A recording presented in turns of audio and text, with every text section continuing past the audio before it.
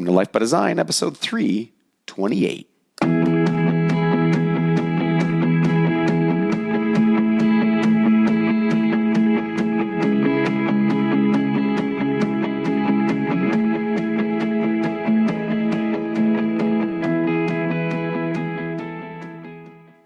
Welcome to Life by Design. I'm your host, Dr. Jamie Richards, and I'm not joined today by my colleague, Dr. Cratio Jug.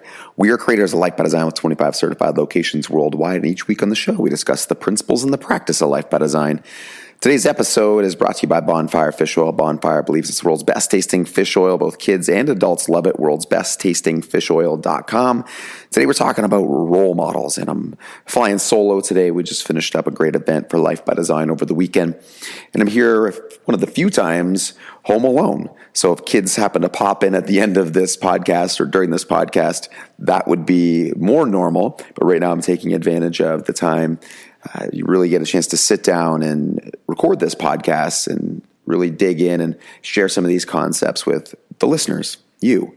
So what's the concept today? It's really about role models and the power of role models. And what sparked this was recently, if you're Canadian, this will make sense to you. If you're not Canadian, you may not actually know about this, but Tragically Hip, a Canadian band, Canadian treasure, according to most people, really an amazing Canadian rock band, iconic rock band. The lead singer, Gord Downie, passed away. He had a brain tumor and had been ill over the last couple of years, and it had been in the news, but he inspired many Canadians. His vision reached far wider than his music, and he had lots of things to say outside of music. He was, in a sense, a role model for many people, and it just made us think about the importance of role models for just anybody and how valuable they can be. Also, on the other side of things, how detrimental a role model could be. And, is there, if someone's in the limelight, whether it be an athlete or an actor, do they have a responsibility to, be a role model? And all those questions come up. So I think,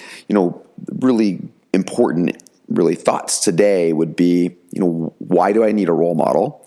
What's the value of having a role model? How do I choose a role model? Are there people who would not make good role models? Are there parts of people and certain values that people have that could, be something that we could role model? Do you have to take it 100%? So, some really great thoughts. And let's just start with the concept of a role model. Why do we need a role model?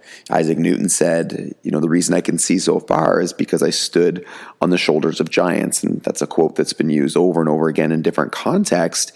And, I think about my own life and growing up. One of the great things about a role model, if not the greatest thing about a role model, is that, because they've gone out and accomplished or done certain things that you want to do, they are a person that you can look to and really become inspired by. And inspired by what they've been able to create, inspired by the vision that they've been able to see through. And I think that happens in most people's lives, is we have this idea in our head. We have, an idea of who we want to become, of what we want our life to be like, of how happy we want to be and how that feels and what those interactions are like. But as we're growing up, especially at younger ages and into, formidable years like our teenage years and early 20s, we don't really know how to accomplish that. And maybe we don't have people around us that have accomplished the things that we'd like to accomplish. Or maybe the people that are closest to us, well, maybe we see them as role models for certain things, they haven't done or created, very specific things that are, tied to what it is that we want to do. So let's say, for example, somebody wants to go out and be a professional athlete and they want to be a professional golfer is maybe a good example. Maybe their parents, who are often a role model for people, it's possible that they're not a professional golfer. Maybe they don't excel at golf, or it could be art, or it could be music.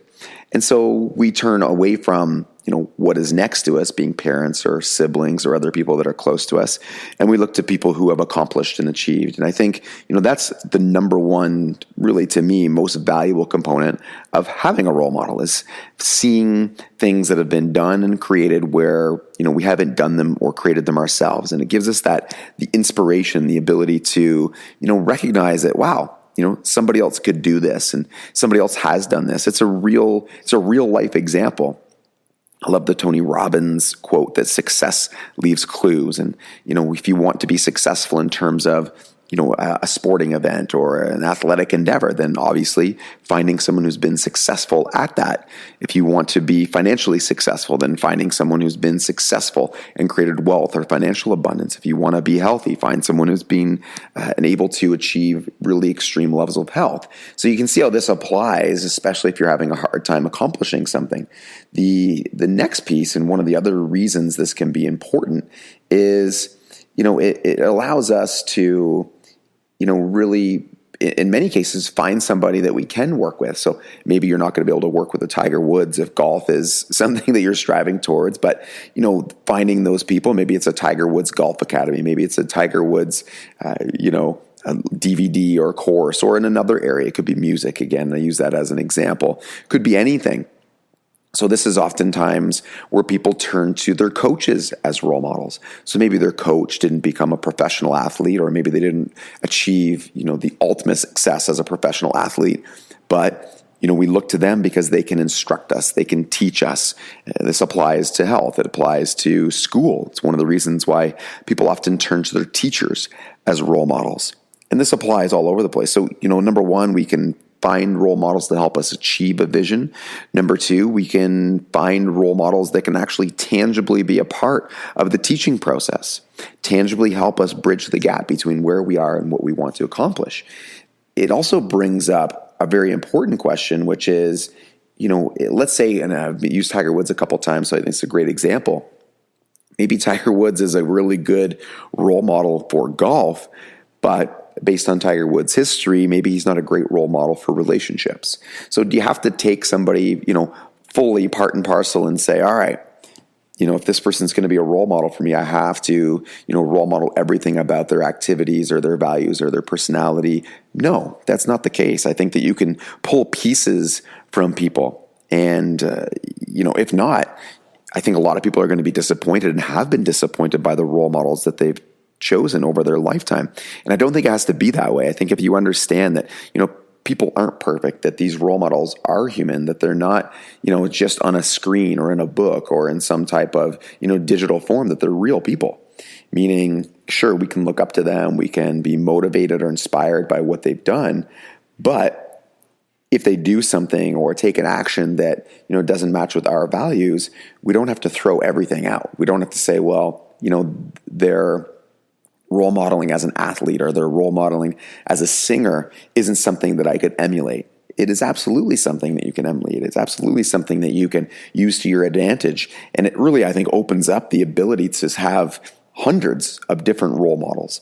Now, how do you choose your role model? I think that, number one is starting to ask yourself, what is it that I'm trying to accomplish? What is it I'm actually trying to develop? If you want to be super healthy, then obviously you're not necessarily looking for a role model who isn't healthy or has taken on another task or another area or another endeavor. You're looking for people who are healthy, looking for people maybe who are, fitness experts, people who are experts on nutrition. Maybe you're looking for a corrective chiropractor to role model. So this is where, being really clear, going back to some of the Think by Design things, and one of the core components or pillars of Think by Design is really recognizing, what do I want? What do I want my life to be like? What do I want my experience to be like? What do I want to accomplish? If I were to look 25 years from now, how do I want that to be? And who do I want to be in that process? That's a really great question. Who do I want to be in that process? And that's really what it takes to create a lot of these things that you're attempting to create. And so where role models can help, again, especially if you are able to somehow, and today with obviously the internet and the ability to see inside people's lives, you start to get at least a clearer picture as to what their values are.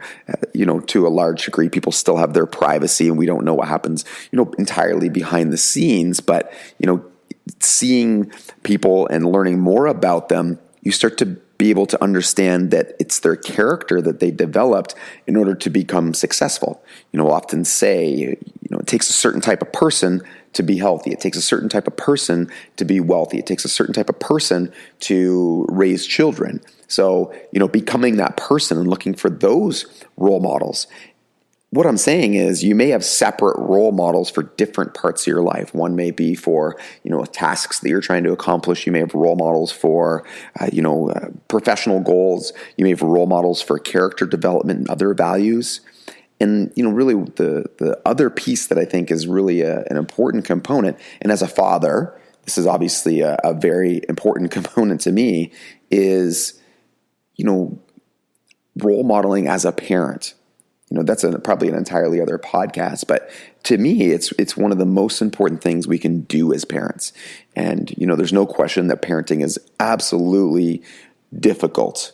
And for anybody who says it isn't, I think maybe their involvement in the parenting process maybe isn't to the same degree as someone who would really understand the nature of parenting. It's hard work. It's, there's such a deep commitment to the development of your children. You really want the best for them. And one of the absolute most important pieces is being a role model. So we've talked on today's episode and podcast about finding role models. And I think, we've talked about the value of that and how to do that. But what about being a role model? And thinking about your life as a role model, whether it be to your children, whether it be to other people around you. Is it your responsibility? I don't know. I think it's probably a push to say that everybody needs to be a role model to other people. That's not your responsibility. Your responsibility is to yourself, and it's to, really live the life you want. But I do think it's a great character trait. I think it's a wonderful character trait to, want to pursue excellence and want to pursue the happiest life you possibly can. And in that process, probably role modeling some very great traits and great values to other people. As a parent, one of my values is role modeling. And I think that, in my experience, one of the best things I can do for my kids, especially the kids, that are younger. We have a 2.5-year-old, we have an 8-month-old, and how I am with them, or how I am with my wife, how I am with other people, is telling them far more about how to be and how to live and being a role model in that sense than anything I say to them.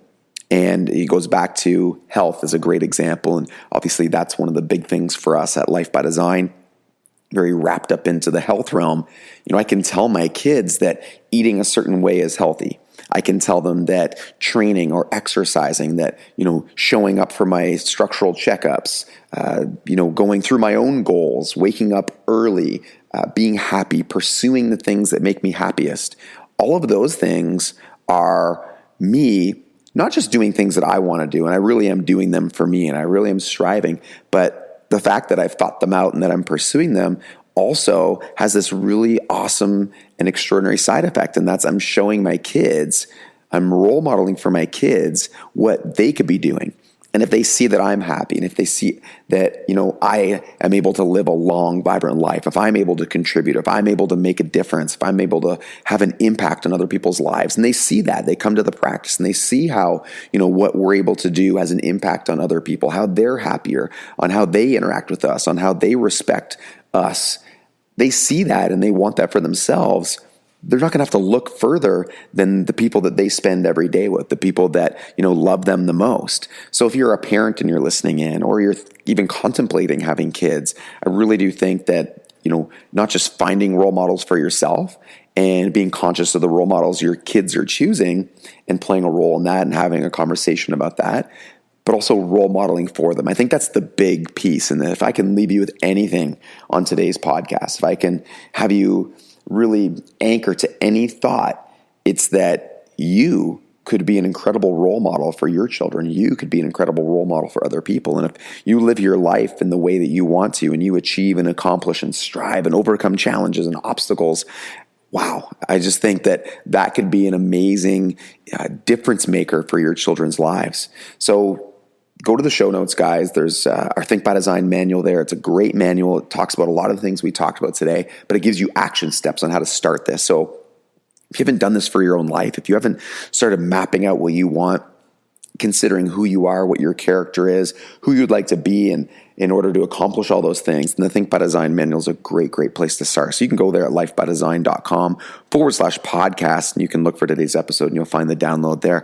As always, if you have questions or episodes that you want us to talk about, concepts, ideas you want us to talk about through the Life by Design model and share with on the podcast, just send them to us, jamie@lifebydesign.com.